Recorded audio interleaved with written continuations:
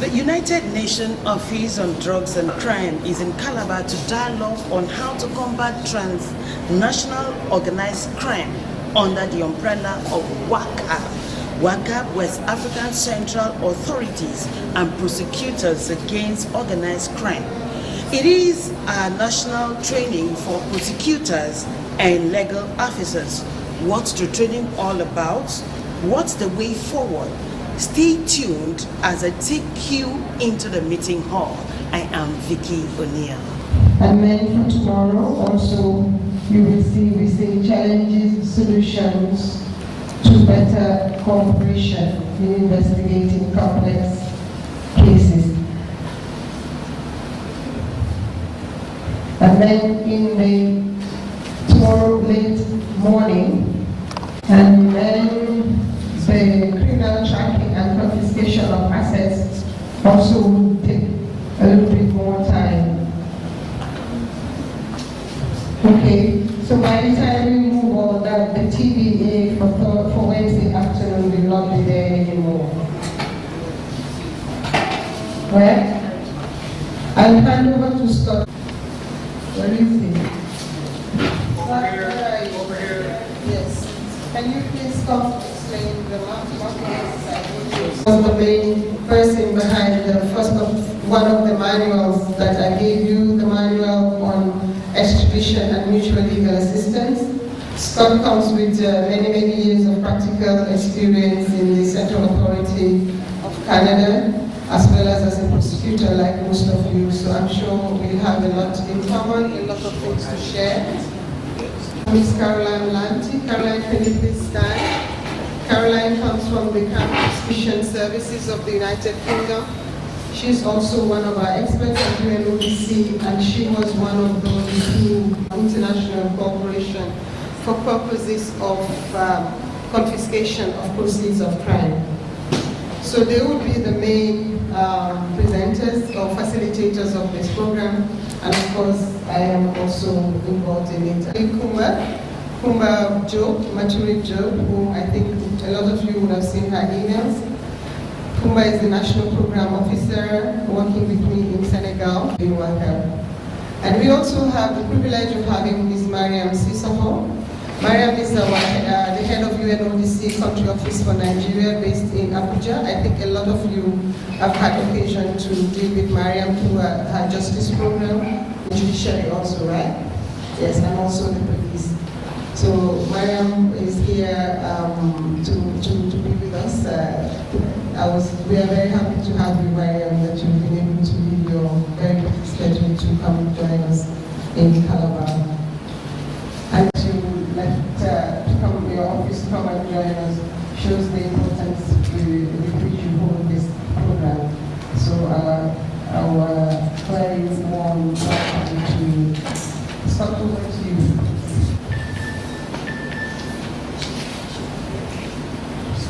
And we'll still be able to do everything that's on the schedule that Ronnie mentioned, and we'll have an opportunity for you to discuss amongst yourselves a lot of the challenges that we're going to be talking about here today. So that's going to cover many of the things that a lot of you face every day. Great with Ronnie right chasing me. Might be a complex crime, some sort of homicide perhaps. Yeah. Okay. So as I said, the title is Domestic and International Cooperation, Investigating and Prosecuting Complex Crime. So again, as I said, a lot of the things that we're going to be talking about, you already have experience with. Take a look through the list. A lot of you are very experienced lawyers. You hold positions of authority and management positions within your respective prosecution services. We're going to capitalize on that by having you be able to discuss amongst yourselves a lot of face-to-face that you may not necessarily speak to every day. Okay, so we're going to try to divide you up by where you're from within the country and what it is, and we're going to try to divide up the central authority people amongst the tables as well. So we'll do that a little bit later on. The second bullet there is probably the most important one. And I know that particularly lawyers Even though we talk in court all the time and litigate cases, we sometimes do not like to speak amongst each other all that freely. But participation in class is important in this particular case. That you talk amongst each other, that each of the tables when you're performing the task, that everybody has a say there, no matter how senior you are or how junior you are. And only in that way is everybody going to be able to learn. Okay, and as I mentioned, we intend that you learn more from each other than you learn from us. We're just there to set the stage for you to move forward. There are the topics. And Veronique covered these a little bit when she spoke about the schedule, but just take a look at those. Domestic and international cooperation, so how you cooperate with each other within Nigeria, but also how you cooperate with other governments, other prosecution services, other investigative agencies, etc. internationally when you're looking at complex cases. Formal and informal cooperation methods. And we'll talk about those, about how the police can sometimes speak to each other, either police to police or through agencies such as Interpol, and gather up a considerable amount of information before you have to go through a more formal method where you make an actual mutual legal assistance request. And the transfer of prisoners as well. UNODC, the United Nations Convention on Transnational Organized Crime. Wacap, the United Nations Convention Against Corruption. And how unodc can assist in international cooperation. Veronique is going to do a presentation for you. It's going to talk about all these tools that are available online for free. You can get them 24 hours a day. They've been developed by experts from around the world that can assist you in cooperating internationally and being able to use those two conventions. There's all kinds of literature out there to help you along with that. And we want to let everybody in the room know that these are available to you because they can be very useful. And again, COAS, Wacap, and other regional networks, asset forfeiture through Carolyn.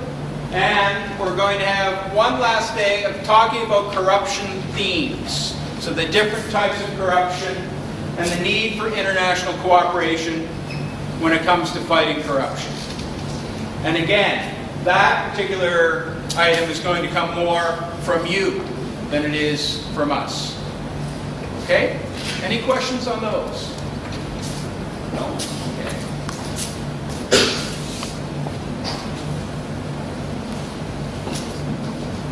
Okay. I'm just going to leave that up there now. We're going to talk about the mapping exercise, and that is what? Excuse me, 1 second, please. It's supposed to be starting at 11:45. You're probably asking what a mapping exercise is, and the first time that I ever did one as a prosecutor, I asked the exact same thing, and I rolled my eyes, and I thought this whole thing was a little bit silly.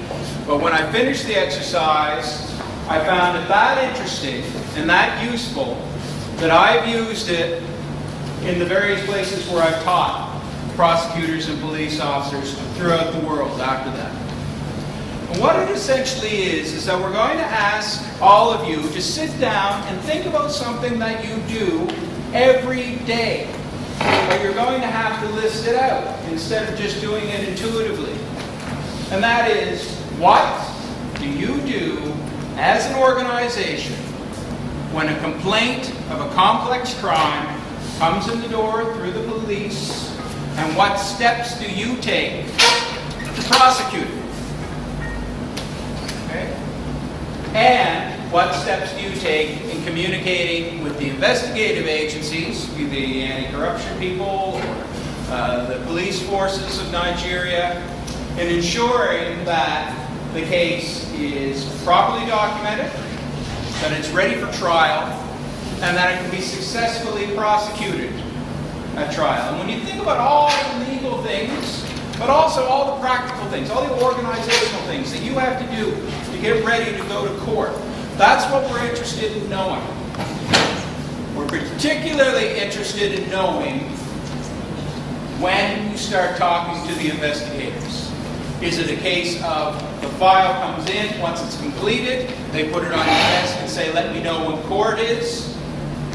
Or is it a matter of you speaking to each other early on in the investigation, and that they're getting legal advice from you on whether or not they need surveillance in order to prove a conspiracy, for example, or whether or not they have to go abroad to get evidence, and how are they going to obtain that evidence, or whether or not they have discovered assets, because no self-respecting complex criminal keeps all of their assets in the place where they committed the crime. They hide all over the world. Do you want that yacht in Nice or that villa? Do you want that bank account that's held in a bank in New York City? Or do you have to chase the money all over the place because they have layered it, they have laundered it, they moved it from a hawala through several bank accounts, and then went and had people gamble some of it at a casino and then cashed out, put it back into the stream, all of those things that I'm sure you're familiar with, where criminals try to hide their money. Okay? And a lot of that, once it goes beyond your own borders, it starts getting a little bit trickier. Criminals know that. That's why they do it. It doesn't take very much for them to do it at all.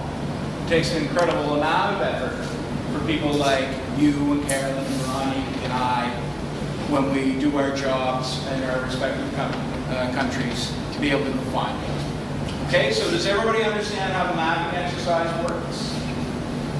Any questions on that? Can I ask if you've ever done anything like that before? Yes. Yes? Okay, where? Was it another workshop like this, or was it amongst yourselves, or? No? Okay. So let's see. I'll just take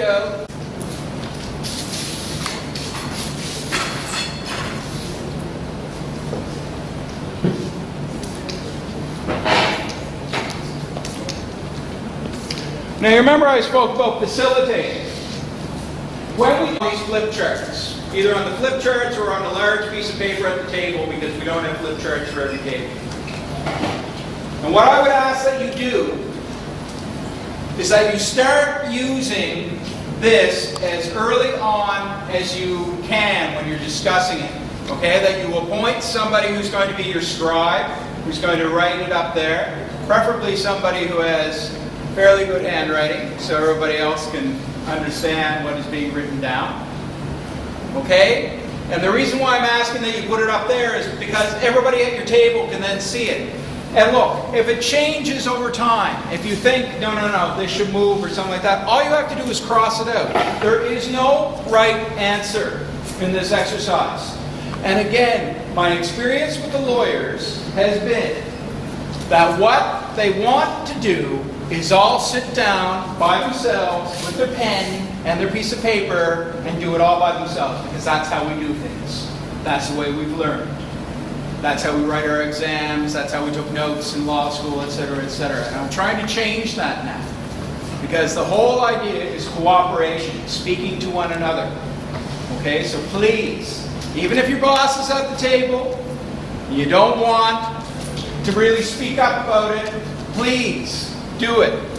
We're all in this together. There are no right or wrong answers, and everything will work out fine as long as you work together. Are there any questions on that? No? Okay.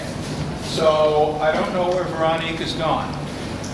Oh, she's outside. So just one moment, please.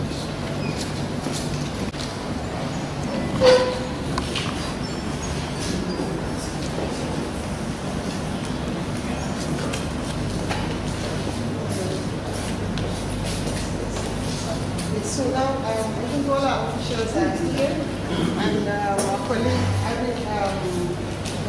you're to the high table for the opening. And I will hand you over to my colleague, your colleague, Ubiora. This training program is powered by unodc under the umbrella of the network of West African Central Authorities and Prosecutors against Organized Crime, Wacap. May I welcome especially the members of the High Table for the opening of this occasion. The Attorney General of Rivers State, here present. Sir, you are welcome. Cross River State, the Attorney General of Cross River State, sorry sir. You are most welcome, sir. We also welcome the country head of unodc, Ms. Miriam Sissoko. Ma, you are very, very welcome. I also wish to welcome the senior legal advisor of unodc and the regional coordinator of Wacap, Ms. Veronica Wright. You are most welcome. Members of the High Table, first of all, DPPs here present, colleagues in the legal profession,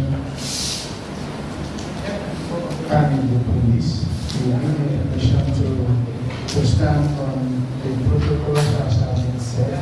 I will try to sort out the protocols as the ceremony was going. I have not quite been able to do that, so let me acknowledge the presence of everybody here.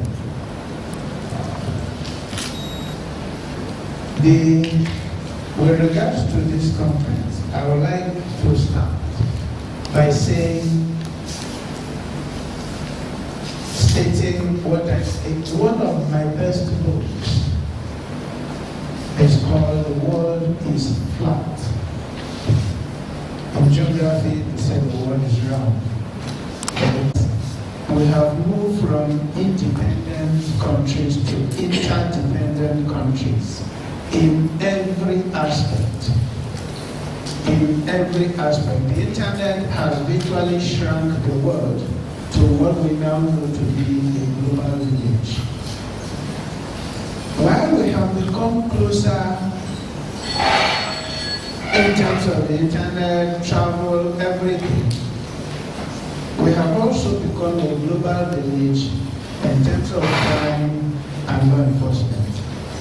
The borders have been broken down for trade, the borders have been broken down for crime, the borders have been broken down for disease. We now have to contend with issues knowing that the borders that define countries are no longer relevant to the issues that affect the world. So when you are strategizing within your country, within a particular territory, a particular state, you should have a global perspective to every aspect of an endeavor. That is the theme of the world is flat. And listening to at least the part that I made in terms of the mapping and the essence of this conference, it just goes to emphasize that thing, that the world has become so interconnected that crime, the proceeds of crime, and therefore the battle against crime, which is our own business, law enforcement, we just have to recognize that the cross-border strategies and the cross-border nature of crime these days, and come up with strategies to ensure that we are able to match these cross-border criminal tendencies. Otherwise, as crime becomes globalized, if law enforcement does not move to a global platform, then we are going to end up with a situation where there will be criminal enclaves and the law will not be able to reach certain criminals. The fact that the legal system in Nigeria is strong and the legal system in the next country is weak is not an advantage to Nigeria because it will just become an enclave. It is the same thing as the world, the United Nations, being worried about a failed state. One would have said that what's our business with a failed state? If they cannot run a government, it is their business.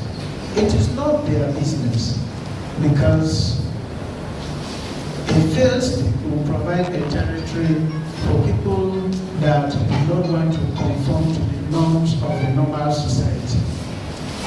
So I think that this conference, which will enable us to think global in terms of crime, investigation, and prosecution, is quite timeless. It's very important, even more important than we realize, because our place in the Committee of Nations, how much respect we have, indeed, how strong our economy is, and how comfortable investors are ready to come into Nigeria to invest, depend largely on how organized our society is. The greatest impediment to an organized society is crime. And the biggest aspect in criminal matters is the organized and internationalized crime. So it is on that note that when I was briefed about this conference today, I decided that, especially for the Ministry of Justice Cross River State, we should have people here participating. And also that I should give some time to participating not just at this ceremony, but also at the other lectures. To broaden my own view and get us ready for what is to come. It is on that basis that I will urge us as participants to take interest, and I'm happy with what I've heard from the speaker, from the lecturers, what he went on now. Make it as participatory as possible. The essence of the questions that he was trying to nudge us was, I complain, he wants it to be as participatory as possible. I know it will be. That is the only way in which we are going to leave this place with satisfaction that we achieve the purpose of our conference. I would welcome you to Calabar and say that beyond this conference, I will invite you to take time off to also rest and also savor what Calabar can offer. Our cuisine, our environment, and our peace. I don't know why we were selected for this, to host this conference, what the immediate was, but I can also say that Calabar and Cross River boast one of the lowest, virtually the lowest crime rates in the country today. It is not so much because people are behaving, but because the justice system is responsive.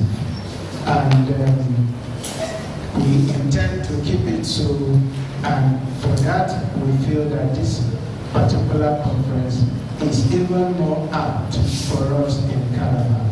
I therefore welcome you to Calabar and wish you a successful conference.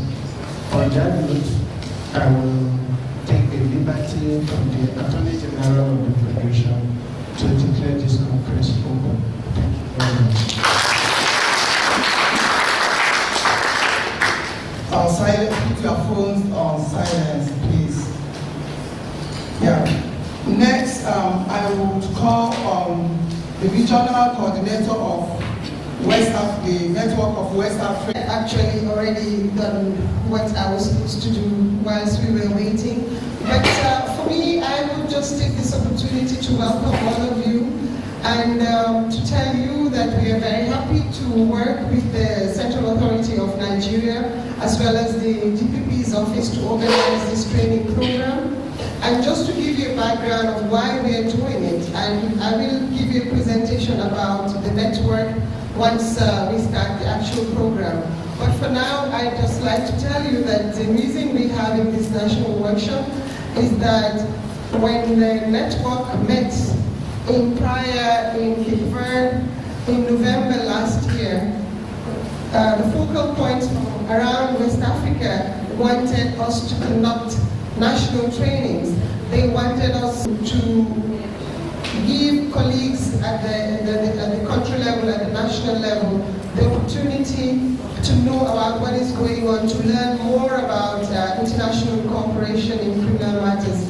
And so we have a series of national workshops that we are running around the region. We had the first one in Burkina Faso in May. We had the next one in Accra for the Ghanaians just 2 weeks ago, and we are having one here for Nigeria. The next one will be in Togo sometime in October, and then we will be in Guinea-Bissau, and hopefully we will be able to cover the rest of our member states. But this is just one of, I hope, many more to come. And as we identify the needs, your specific needs, and it is communicated to us as your partners, we will work together to see how to realize those objectives or needs. Now, I